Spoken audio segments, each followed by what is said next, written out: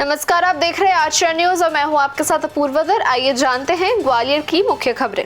ग्वालियर में धूमधाम से मनाई गई ईद। 500 करोड़ की लागत से बनेगा आरोग्य धाम 2 सुपर स्पेशलिटी अस्पताल। ग्वालियर में गांधी प्राणी उद्यान का होगा विस्तार। ग्वालियर पहुंचे कांग्रेस पीसीसी चीफ जीतू पटवारी। ग्वालियर की एक कॉलोनी में स्कूटर सवार युवकों का आतंक। मुरैना में कानूनी व्यवस्था पर उठे सवाल। मध्य प्रदेश में नई आबकारी नीति लागू। आइए जानते हैं सभी खबरों को विस्तार से। ग्वालियर में धूमधाम से मनाई गई ईद, इबादत और भाईचारे का दिखा नजारा। ग्वालियर में ईद उल फितर का पर्व धूमधाम और आपसी भाईचारे के साथ मनाया गया। शहर की मस्जिदों और ईदगाहों में हजारों लोगों ने नमाज अदा कर देश में अमन, चैन और तरक्की की दुआ मांगी। ईद के मौके पर शहर भर में खास रौनक देखने को मिली, जहां लोगों ने एक दूसरे को गले लगाकर ईद की मुबारकबाद दी। ग्वालियर की ईदगाह और मस्जिदों में सुबह से ही नमाज अदा करने के लिए लोगों की भारी भीड़ उमड़ी थी। लोगों ने खुदा की इबादत करते हुए शांति, सद्भाव और देश की तरक्की की दुआ मांगी। ईद की नमाज के बाद लोगों ने एक दूसरे से गले मिलकर भाईचारे और एकता का संदेश दिया।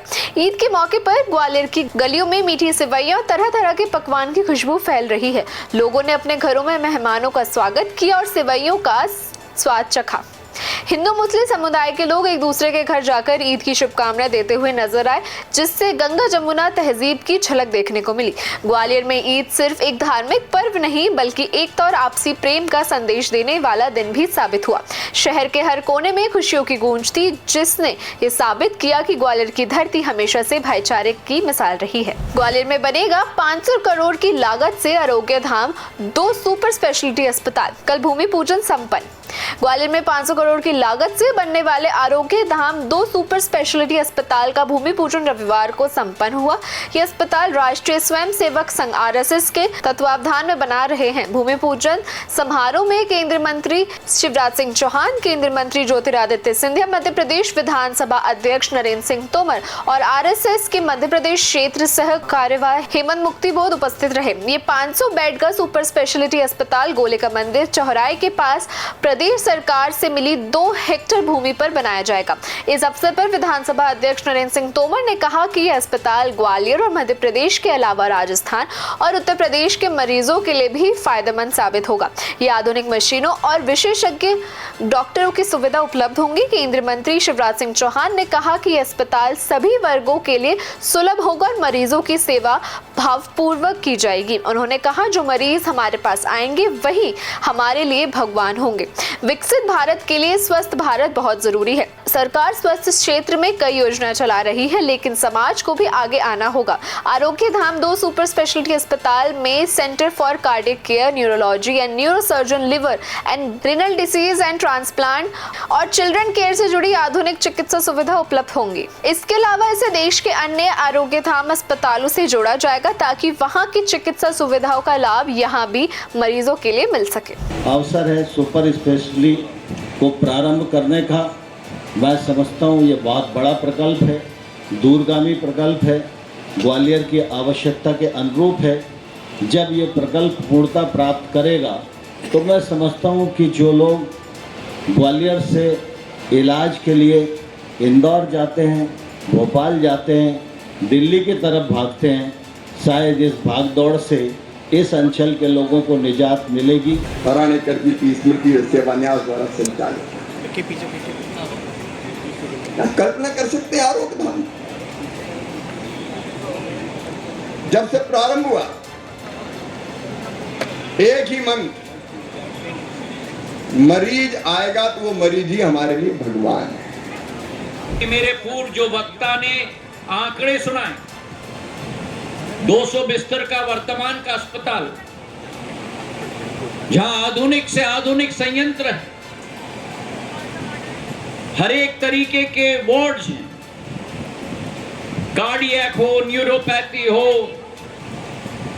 किडनी हो, लिवर हो, और जो आंकड़े हमको सुनाए, 7.5 लाख ओपीडी, 54,000 भर्ती, 22,000 ऑपरेशन, 6.5 लाख पैथोलॉजी, 4,000 लोगों का डायलिसिस, 4,500 लोगों का इको, ये हमारी संस्था एक जीवनदायी संस्था है समूचे ग्वालियर चंबल संभाग के लिए मेरे भाइयों बहनों। ग्वालियर में गांधी प्राणी उद्यान का होगा विस्तार, निगम प्रशासन कर रही है नए वन्य जीव लाने की तैयारी। ग्वालियर नगर निगम द्वारा संचालित गांधी प्राणी उद्यान को और अधिक विकसित करने की योजना बनाई जा रही है। नगर निगम प्रशासन उद्यान के विस्तार के साथ साथ चिंपांजी और अन्य वन्य जीवों को लाने के प्रयास कर रही है। इसी क्रम में नगर निगम आयुक्त संघ प्रिय ने अन्य अधिकारियों के साथ गांधी प्राणी उद्यान का निरीक्षण किया और व्यवस्थाओं को और स्थित करने को लेकर बैठक आयोजित की। नगर निगम आयुक्त ने बताया कि चिड़ियाघर की सुरक्षा व्यवस्था और अन्य बुनियादी जरूरतों को लेकर समीक्षा की गई है। गांधी प्राणी उद्यान से निगम को करीब 2 करोड़ रुपए की आय होती है, जबकि 1.5 करोड़ रुपए का व्यय है। निगम प्रशासन इसे और अधिक आकर्षक और ज्ञानवर्धक केंद्र बनाने के लिए लगातार प्रयास कर रही है। गांधी प्राणी में चिंपैंजी और अन्य जंगली जानवरों को शामिल करने की योजना और विस्तार से चर्चा की जाएगी। आयुक्त संघ प्रिय ने बताया कि इस संबंध में अधिकारियों से विस्तृत समीक्षा की जा रही है और जो भी उचित कदम होगा जल्द ही लागू किया जाएगा। ग्वालियर पहुंचे कांग्रेस पीसीसी चीफ जीतू पटवारी, सरकार पर जमकर साधा निशाना। ग्वालियर पहुंचे कांग्रेस के प्रदेश अध्यक्ष जीतू पटवारी का कांग्रेस का पार्टी कार्यकर्ताओं ने जोशीला स्वागत किया। इस दौरान उन्होंने मीडिया से चर्चा में प्रदेश सरकार पर भ्रष्टाचार, बेरोजगारी और वादा खिलाफी को लेकर जमकर निशाना साधा।